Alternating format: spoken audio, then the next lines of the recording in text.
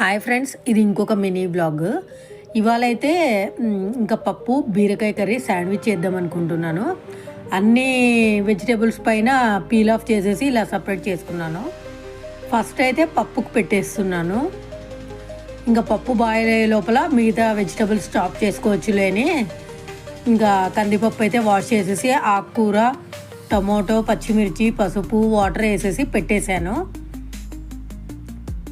ఇంకా ఇప్పుడు బీరకాయలు అయితే ఇలా చాపర్తో చాప్ చేసుకుంటున్నాను.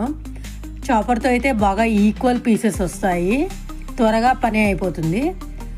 ఇంకా అది అయిపోయాక శాండ్విచ్కి ఆనియన్స్, టమాటోస్, పచ్చిమిర్చి ఇలా చాప్ చేసుకుంటున్నాను.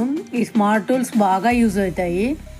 మనము మాన్యువల్గా అయితే అసలు ఇంత చిన్నగా కట్ చేయలేము.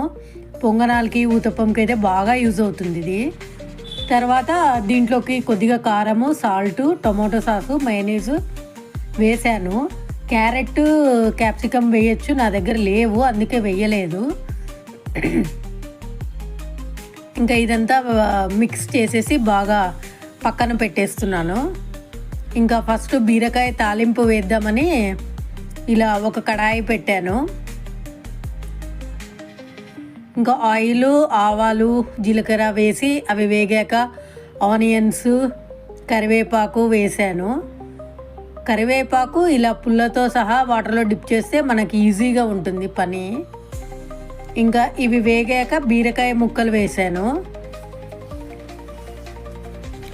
వీడియోస్ యూస్ఫుల్ అనిపిస్తే లైక్, షేర్, సబ్స్క్రైబ్ చేయండి.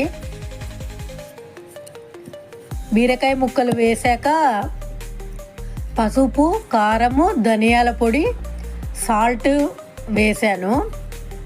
బీరకాయలో వాటర్ ఉంటుంది కాబట్టి కొద్దిగా తక్కువగానే వాటర్ వేయాలి. ఇది నేను రైస్లోకి చేస్తున్నాను కాబట్టి ఏం మసాలా వేయలేదు. ఇంకా అది అటు సైడ్కి షిఫ్ట్ చేసి దోశ ప్యాన్ అయితే పెట్టేశాను. ఆయిల్ స్ప్రెడ్ చేసుకుని ఇంకా బ్రెడ్ స్లైసెస్ మధ్యలో మనం చేసుకున్న స్టఫింగ్ అంతా పెట్టేసి బాగా గోల్డెన్ కలర్ వచ్చే వరకు కాల్చుకోవాలి.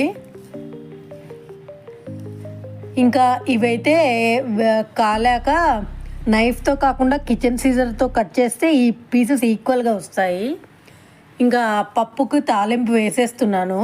నేను మ్యాక్సిమం బ్రేక్ఫాస్ట్ చేసేటప్పుడే వంట వేసేస్తాను. ఇంకా తర్వాత ఎడిటింగ్ ఇంకా ఏమైనా వర్క్స్ ఉంటే చేసుకోవచ్చని. ఇంకా ఇది అయిపోయింది. ఇంకా బీరకాయలో అయితే ఇలా వాటర్ అంతా అయిపోయి ఇలా గుజ్జు గుజ్జు అయ్యాక ఆఫ్ చేసేయాలి. Bye. Thanks for watching.